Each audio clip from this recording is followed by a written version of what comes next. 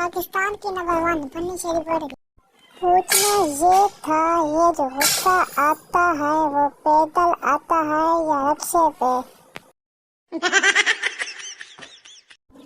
कितने तोहफे देती है ये मोहब्बत भी, बेवफाई अलग, जुदाई अलग, तन्हाई अलग और घर से धुलाई अलग।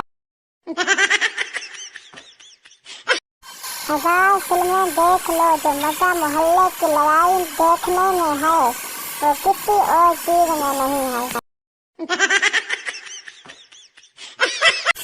2 रुपए की कुल्फी खाकर 10 मिनट तक इसका केला चूसने वाले जी कह रहे होते हैं, जानो तुम क्यों मेरी हो।